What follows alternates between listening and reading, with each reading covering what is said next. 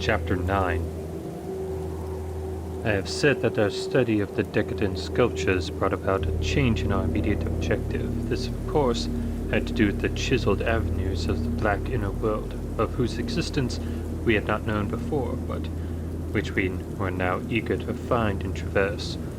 From the evident scale of the carvings, we deduced that a steeply descending walk about a mile through either of the neighboring tunnels would bring us to the brink of the dizzy, sunless cliffs above the great abyss, down whose side adequate paths, improved by the old ones, led to the rocky shore of the hidden and nighted ocean.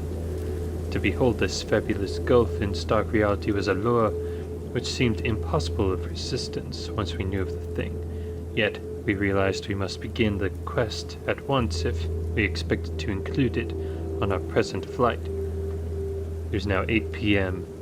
We had not enough battery replacements to let our torches burn on forever. We had done so much of our studying and copying below the glacial level that our battery supply had had at least 5 hours of nearly continuous use, and despite the special dry cell formula would obviously be good for only about 4 more, though by keeping one torch unused except for especially interesting or difficult places, we might manage to eke out a safe margin beyond that. It would not do to be without a light in these cyclopean catacombs. Hence, in order to make the abyss trip, we must give up all further mural deciphering. Of course, we intended to revisit the place for days and perhaps weeks of intense study and photography, curiosity having long ago got the better of horror. But now, we must hasten. Our supply of trailblazing paper was far from unlimited, and we were reluctant to sacrifice spare notebooks or sketch paper to augment it, but we did let one large notebook go. If worse came to worse, we could resort to rock chipping, and, of course, even in the case of really lost direction, to work up to full daylight by one channel or another, if granted sufficient time for plentiful trial and error. So at last we set off eagerly in the indicated direction of the nearest tunnel. According to the carvings from which we had made our map, the desired tunnel mouth could not be much more than about a quarter mile from where we stood. The intervening space showed solid-looking buildings quite likely to be penetrable still at a subglacial level.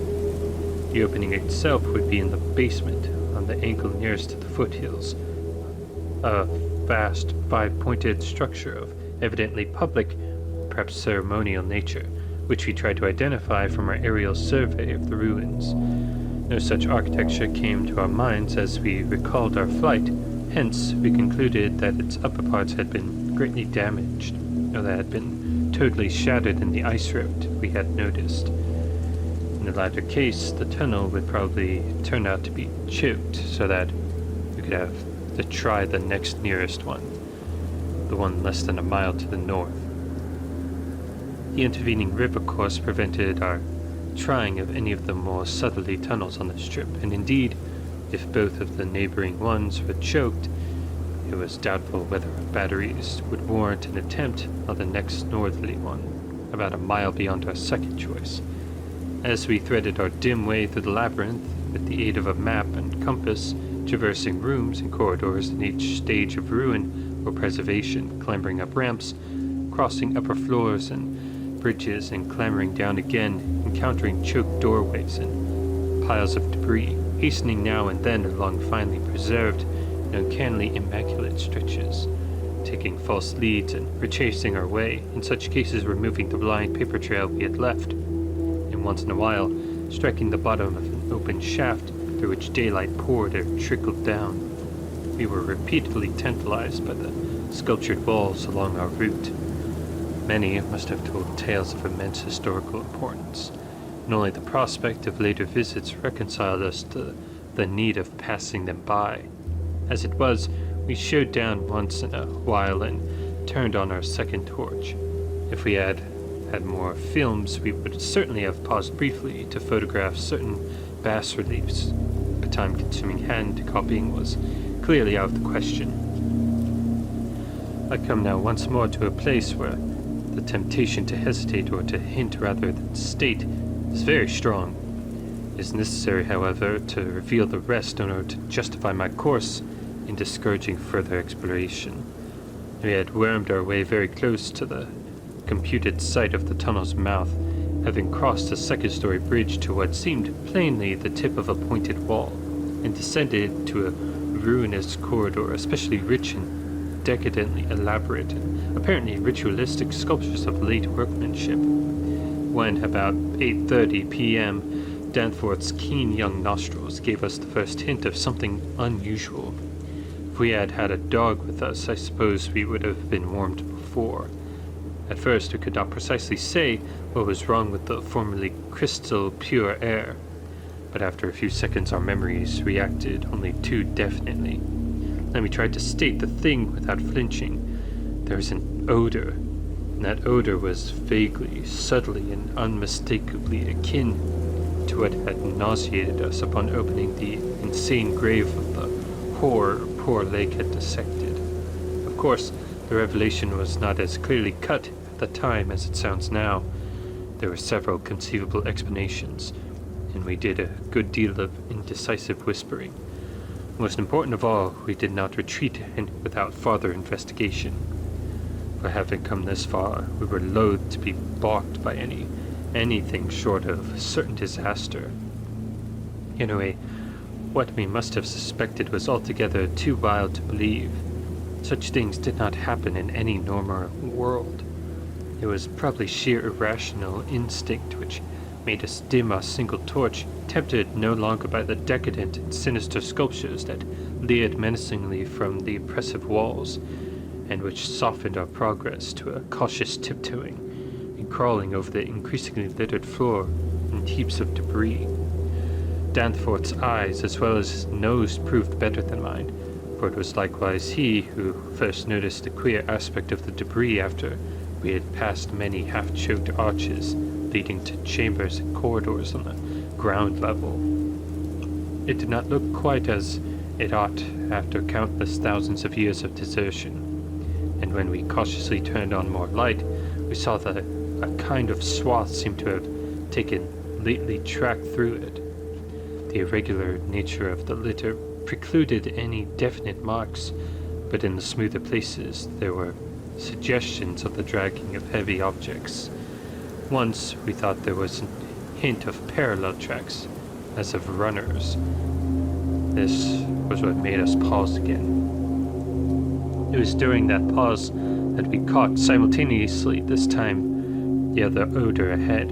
Paradoxically, it was both a less frightful and more frightful odor. Less frightful intrinsically, but infinitely appalling in this place under the known circumstances. Unless, of course, Gedney, for the odor was the plain and familiar one of common petrol, everyday gasoline. Our motivation after that is something I will leave to psychologists. We knew now that some terrible extension of the camp horrors must have crawled into this nighted burial place, the eons, hence could not doubt any longer the existence of nameless conditions, present or at least recent, just ahead. Yet, in the end, we did not let sheer burning curiosity, or anxiety, or auto-hypnotism, or vague thoughts of responsibility toward Gedney, or whatnot, drive us on. Danforth whispered again of the print he had thought he had seen at the alley turning in the ruins above, and of the faint musical piping, potentially of tremendous significance in the light of Blake's dissection reports, despite its close resemblance to the cave-mouth echoes of the Windy Peaks, which he thought he had shortly afterward half heard from unknown depths below. I, in my turn, whispered of how the camp was left, of what had disappeared, and of how the madness of a lone survivor might have conceived the inconceivable, a wild trip across the monstrous mountains, and a descent into the unknown primal masonry. But we could not convince each other, or even ourselves, of anything definite. We had turned off all light as we stood still, and vaguely noticed that a trace of deeply filtered upper day kept the blackness from being absolute. Having automatically begun to move ahead, We decided we guided ourselves by occasional flashes from our torch. The disturbed debris formed an impression we could not shake off, and the smell of gasoline grew stronger. More and more ruin met our eyes and hampered our feet, till very soon we saw that the forward way was about to cease. We had been all too correct in our pessimistic guess about that rift glimpsed from the air. Our tunnel quest was a blind one. We were not even going to be able to reach the basement out of which the abyssal aperture opened. The torch, flashing over the grotesquely carven walls of the block corridor in which we stood, showed several doorways in various states of obstruction. And from one of the gasoline odor, quite submerging that other hint of odor, came with especial distinctness. As we looked more steadily, we saw that beyond a doubt there had been a slight and recent clearing away of debris from that particular opening. Whatever the lurking horror might be, we believed the direct avenue toward it was now painfully manifest. I do not think anyone will wonder that we waited an appreciable time before making any further motion. And yet, when we did venture inside that black arch, our first impression was one of anticlimax. For amidst the littered expanse of the sculptured crypt, a perfect cube with sides of about 20 feet, there remained no recent object of insanity discernible size, so that we looked instinctively through in vain for a farther doorway. In another moment, however, Danforth's sharp vision had descried a place where the floor debris had been disturbed, and we turned on both torches to full strength, though what we saw in the light was actually simple and trifling. I'm nonetheless reluctant to tell of it because of what it implied. It was a rough leveling of debris, upon which several small objects lay carelessly scattered, and at one corner of which a considerable amount of gasoline must have been spilled lately enough to leave a strong odor, even at this extreme superplateau altitude. In other words, it could not be other than a sort of camp, a camp made by questing beings who, like us, had been turned back by the unexpectedly choked way to the abyss. Let me be plain, the scattered objects were, so far as substance was concerned, all from Lake's camp, and consisted of tin cans as queerly opened as those we had seen at the ravaged place, many spent matches, 3 illustrated books more or less curiously smudged, an empty ink bottle with its pictorial and instructional carton, a broken fountain pen, some oddly snipped fragments of fur and tent cloth, a used electric battery with circular directions, and a folder that came up with our type of tent heater, and a sprinkling of crumpled papers. It was all bad enough, but when we smoothed out the papers and looked at what was on them, we felt we had come to the worst. We had found certain inexplicably blotted papers at the camp which might have prepared us, yet the effect of the sight down there in the pre-human vaults of a nightmare city was almost too much to bear.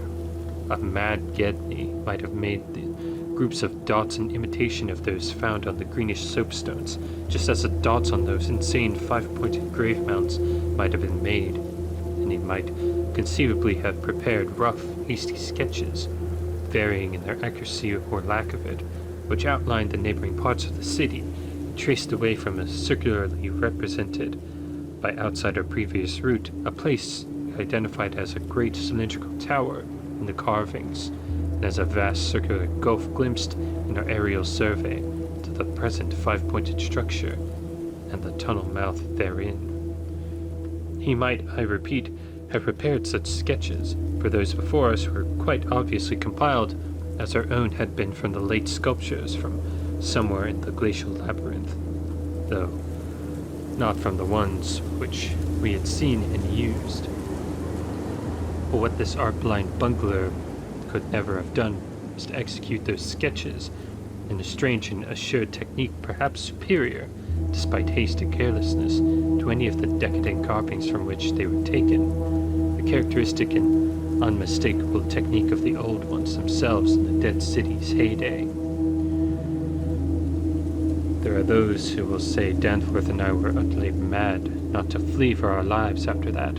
Hence, our conclusions were now, notwithstanding their wildness, completely fixed, and of a nature I need not even mention to those who had read my account as far as this. Perhaps we were mad, for have I not said those horrible peaks were mountains of madness? But I think I can detect something of the same spirit, albeit in a less extreme form, in the men who stalk deadly beasts through the African jungles to photograph them, or study their habits. Half paralyzed with terror, though we were, there was nevertheless fanned within us a blazing flame of awe and curiosity, which triumphed in the end. Of course, we did not mean to face that, or those which we knew had been there, but we felt that they must be gone by now. They would by this time have found the other neighboring entrance to the abyss, and have passed within, to whatever night-black fragments of the past might await them in the ultimate gulf they had never seen. Or if that entrance too was blocked, they would have gone on to the north seeking another. They were, we remembered, partly independent of light. Looking back at that moment, I can scarcely recall just what precise form our new emotions took, just what change of immediate objective it was that so sharpened our sense of expectancy. We certainly did not mean to face what we feared, yet I would not deny that we may have had a lurking, unconscious wish to spy certain things from some hidden vantage point. Possibly we had not given up our zeal to glimpse the abyss itself, though there was interposed a new goal in the form of that great circular place shown on the crumpled sketches we had found. We had at once recognized it as a monstrous cylindrical tower figuring in the very earliest carvings, but appearing only as a prodigious round aperture from above.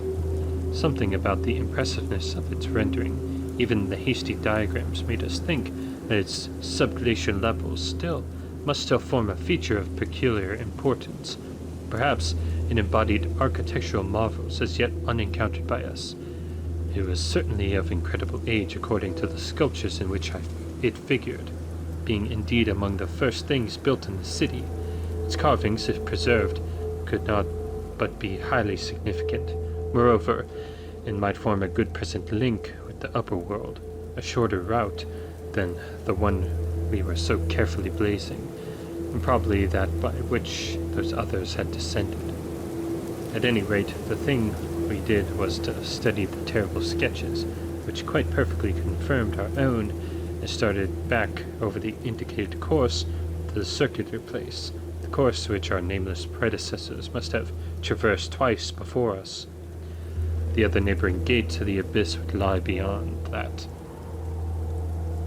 I need not speak of our journey, during which we continued to leave an economical trail of paper, for it was precisely the same in kind as that by which we had reached the cul-de-sac, except that it tended to adhere more closely to the ground level, and even descended to basement corridors. Every now and then we could trace certain disturbing marks in the debris or litter underfoot, and after we had passed outside the radius of the gasoline scent, we were faintly conscious, spasmodically, of that more hideous and more persistent scent. After the way had branched from our former course, we sometimes gave the rays of our single torch a furtive sweep along the walls, noting in almost every case the well-nigh omnipresent sculptures, which indeed seemed to have formed a main aesthetic outlet for the old ones. At about 9:30 p.m., while traversing a vaulted corridor whose seemingly glaciated foot seemed somewhat below the ground level, and whose roof grew lower as we advanced, we began to see strong daylight ahead, and were able to turn off our torch. It appeared that we were coming to the vast circular place, and that our distance from the upper air could not be very great. The corridor ended in an arch surprisingly low for these methylitic ruins, but we could see much through it even before we emerged. Beyond there stretched a prodigious round space, fully 200 feet in diameter, strewn with debris and containing many choked archways corresponding to the one we were about to cross. The walls were in available spaces, boldly sculptured into a spiral bed of heroic proportions, and displayed, despite the destructive weathering caused by the openness of the spot, an artistic splendor far beyond anything we had encountered before. The littered floor was quite heavily glaciated, and we fancied that the true bottom lay at a considerably lower depth. The salient object in the place was the titanic stone ramp, which, eluding the archways by a sharp turn outward into the open floor, wound spirally up the stupendous cylindrical wall like an inside counterpart of those once climbing outside the monstrous towers or ziggurats of antique Babylon. Only the rapidity of our flight and the perspective which confounded the descent with the tower's inner walls had prevented our noticing this feature from the air, and thus caused us to seek another avenue to the glacial sublevel. Pabody might have been able to tell what sort of engineering held it in place, but Danforth and I could merely admire and marvel. We could see mighty stone corbels and pillars here and there, but what we saw seemed inadequate to the function performed. The thing was excellently preserved up to the present top of the tower, a high remarkable circumstance in view of its exposure, and its shelter had done much to protect the bizarre and disturbing cosmic sculptures on the walls. As we stepped out into the awesome daylight, half daylight of this monstrous cylinder bottom, 50 million years old, and without doubt the most primally ancient structure ever to meet our eyes, we saw that the ramp traverse sides stretched dazzlingly up to a height of fully 60 feet. This, we recalled from our aerial survey, meant an outside glaciation of some 40 feet, since the yawning gulf we had seen from the plain had been at the top of an approximately 20-foot mound of crumpled masonry, somewhat sheltered for 3/4 of its circumference by the massive curving walls of a line of higher ruins. According to the sculptures, the original tower had stood in the center of an immense circular plaza that had been perhaps 500 to 600 feet high, with tiers of horizontal discs near the top and a row of needle-like spires along the upper rim. Most of the masonry had obviously toppled outward rather than inward, a fortunate happening, since otherwise the ramp might have been shattered and the whole interior choked. As it was, the ramp showed sad battering, which the choking was such that all the archways at the bottom seemed to have been recently half cleared. It took us only a moment to conclude that this was indeed the route by which the others had descended, and that this would be the logical route for our own ascent, despite the long trail of paper we had left elsewhere. The tower's mouth was no farther from the foothills in our waiting plain than was the great terraced building we had entered, and any further subglacial exploration we might have made on this trip would lie in this general region. Oddly, we were still thinking about possible later trips, even after all we had seen and guessed. Then we had picked our way cautiously over the debris of the great floor. There came a sight which, for a time, excluded all matters. It was neatly huddled away of 3 sledges in that farther angle of the ramp's lower and outward projecting course, which had hitherto been screened from our view. There they were, the 3 sledges missing from Lake's camp, shaken by a hard usage which must have included forcible dragging along great reaches of snowless masonry and debris, as well as much hand portage over utterly unnavigable places. They were carefully and intelligently packed and strapped, and contained things memorably familiar enough.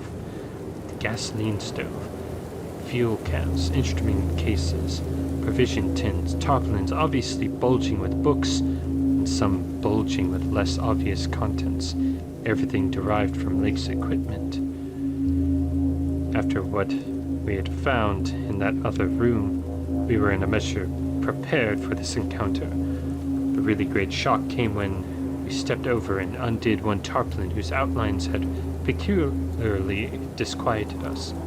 It seemed that the others as well as Lake had been interested in collecting typical specimens, for there were 2 here, both stiffly frozen, perfectly preserved, patched with adhesive plaster where some wounds around the neck had occurred, and wrapped with patent care to prevent further damage.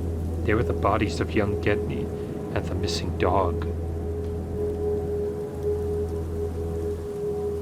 Thank you. That was Chapter 9 about the Mountains of Madness. Thank you for listening, and good night.